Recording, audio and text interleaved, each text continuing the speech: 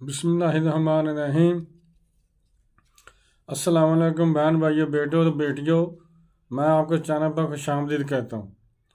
آج کی ویڈیو خاص کر اس موضوع پر ہے کہ شرک کیا ہے، شرک کی کیا اقسام ہیں اور شرک سے کیسے بچا جائے۔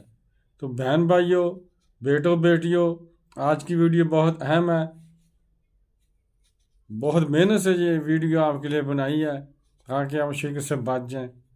تو ویڈیو شروع ہونے سے پہلے اگر آپ میرے چینل پر نئے ہیں تو چینل کو سبسکرائب کر دیں اور بیل کو دبا کر آل پر کلک کر دیں تاکہ میری آنے والی اچھی سے اچھی ویڈیوز آپ کو ملتی رہیں۔ تو چلتے ہیں، دیکھتے ہیں اس ویڈیو میں کہ شرک کیا ہے۔ ان اللہ لا یغفر ان یشرک بہ، بے شک اللہ اس گناہ کو تو کبھی معاف نہیں کرے گا کہ کوئی شخص اس حال میں اللہ کے حضور قیامت کے دن پیش ہوا کہ وہ دنیا میں شرک کرتا تھا۔ دنیا میں تو معافی مل سکتی ہے مگر آخرت میں نہیں مل سکتی۔ وَيَغْفِرُ مَا دُونَ ذَلِكَ لِمَن يَشَاءُ، اس کے علاوہ وہ جتنے بھی گناہ ہیں جس کے لیے اللہ چاہے گا معاف کر دے گا، لیکن شرک ایک ایسا گناہ ہے جو اللہ بھی معاف نہیں کرے گا۔ آپ تو کہتے ہیں کہ اللہ تو ہر چیز پر قادر ہے، تو پھر اللہ یہ کیوں کہہ رہا ہے کہ میں شرک معاف نہیں کروں گا؟ اللہ تو قادر ہے، بے شک اللہ تو شرک کو معاف کر سکتا ہے۔ آپ اس جملہ بھی نہیں بولیں گے، کیونکہ اس لیے کہ جو اللہ کہہ دیتا ہے وہ اللہ تبدیل نہیں کرتا۔ اللہ نے جو کہہ دیا ہے یعنی میں شرک کو معاف نہیں کروں گا، وہ سچا ہے، وہ تبدیل نہیں کرتا۔ اس ویڈیو کو آپ نے سکپ نہیں کرنا، پوری دیکھنا ہے۔ تھوڑی سی لمبی ویڈیو ہے مگر پوری ویڈیو سے دیکھ لیں گے تو انشاءاللہ شرک سے بچ جائیں گے اور بڑے گناہ سے بچ جائیں گے۔ کسی پیر سے جا کر اولاد مانگنا، دولت مانگنا وغیرہ شرک ہے۔ آپ پیروں سے جا کر رہنمائی مانگ سکتے ہیں، پیر ہوتے ہی رہنمائی دینے کے لیے ہیں، مرادیں پوری کرنے کے لیے نہیں ہیں۔ شرک کرنے والے کی تو عبادت قبول نہیں ہوتی، سب اعمال برباد کر دیے جاتے ہیں جب تک وہ توبہ نہ کر لے۔ یہ کتنا بڑا نقصان ہے۔ اگر آپ کا یہ عقیدہ ہے کہ آپ درباروں پر جا کر دعا مانگتے یا ان سے مرادیں مانگتے تو سمجھ لیں کہ تم نے دوسرا خدا بنا لیا ہے۔ جبکہ ہم روزانہ نماز میں کئی دفعہ ایاک نعبد و ایاک نستعین پڑھتے ہیں، جس کا مطلب یہ ہے کہ ہم تیری عبادت کرتے ہیں اور تجھی سے مدد مانگتے ہیں۔ تو پھر آپ کو کیا ہو گیا کہ آپ غیر اللہ سے مرادیں مانگتے ہیں؟ اسی طرح تو مشرک اور کافر لوگ بھی بتوں سے مانگتے ہیں، تو پھر ان میں اور ہم میں کیا فرق رہ گیا؟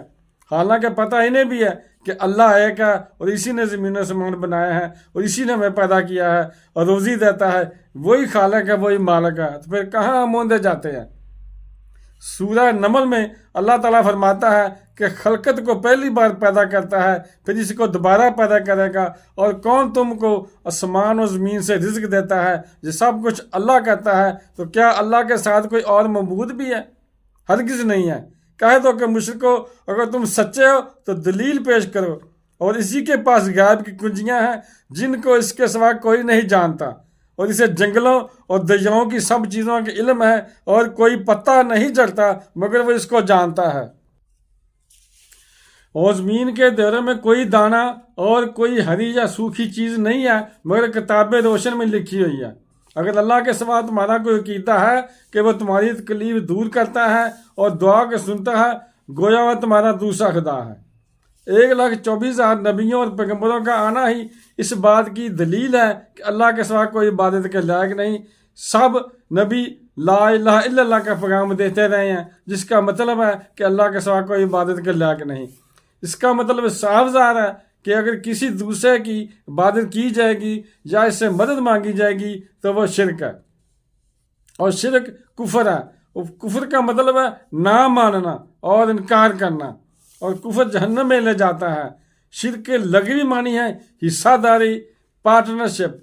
یہیں سے آپ اندازہ لگائیں کہ اگر آپ نے اللہ کو کسی اور کی عبادت کی یا کسی اور سے دعا مانگی یا مراد مانگی تو آپ نے شرک کیا۔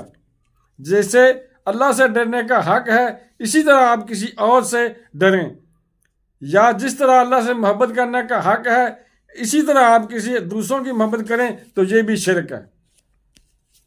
کس نے نبیوں کو اللہ کا بیٹا کہہ دیا، اس نے فرشتوں کو اللہ کی بیٹیاں کہہ دیا۔ جو اختیار اللہ کے پاس ہے اور وہی اختیار آپ کسی اور سے منسوب کرتے ہیں تو وہ بھی شرک ہے۔ جس طرح اللہ کی اطاعت کرنی چاہیے اسی طرح کسی اور کی اطاعت کی جائے تو وہ بھی شرک ہے۔ اللہ تعالیٰ قرآن میں فرماتا ہے کہ اِنَّ الشِّرْكَ لَظُلْمٌ عَظِيمٌ، بے شک شرک سب سے بڑا ظلم اور سب سے بڑا گناہ ہے۔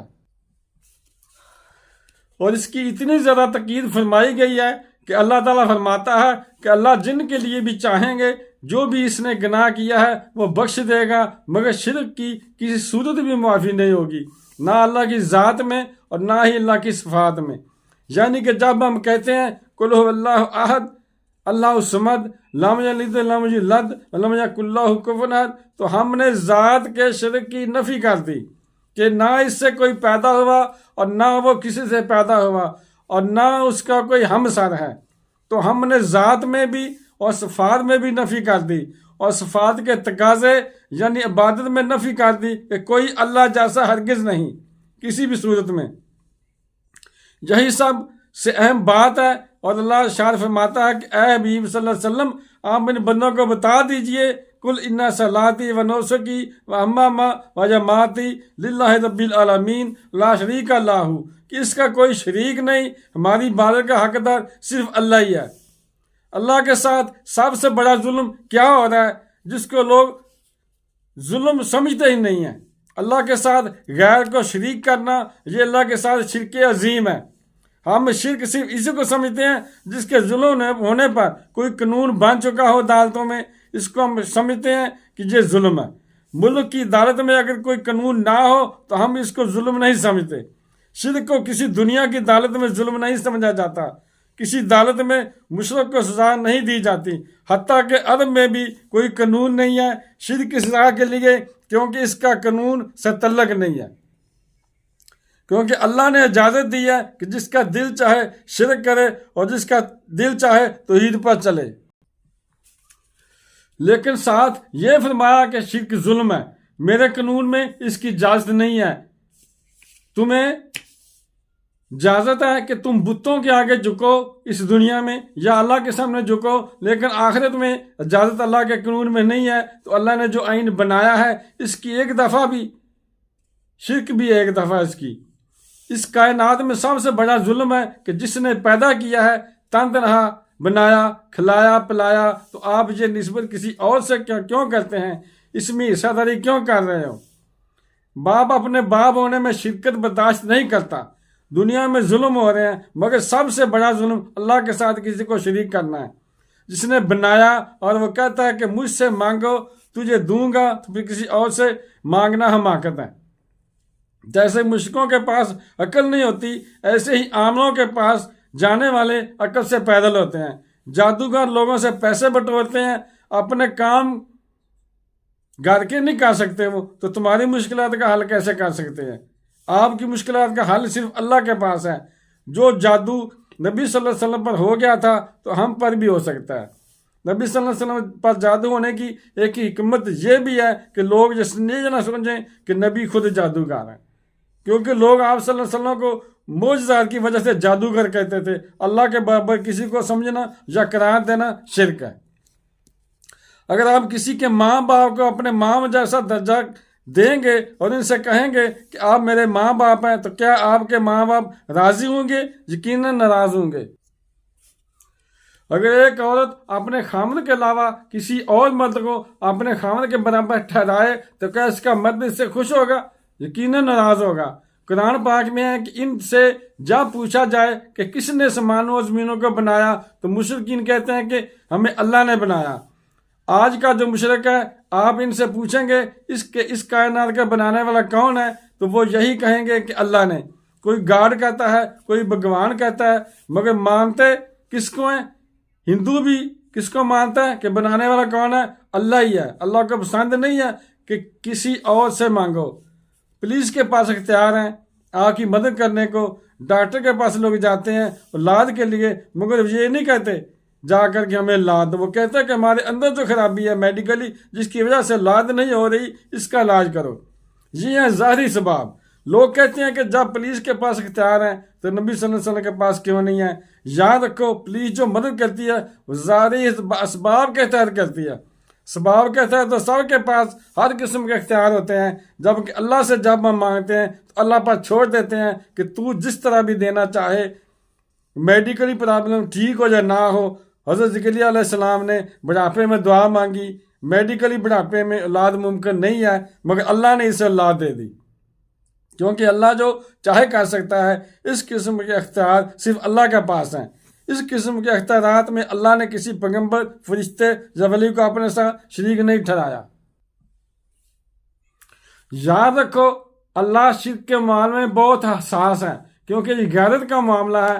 مانگنا صرف اللہ ہی سے ہے۔ اگر آپ نے اللہ کے سوا کسی اور سے مانگنا شروع کر دیا اور وہ اسباب سے ہٹ کر مانگنا ہو تو پھر بخشش کا مکان ختم ہو گیا۔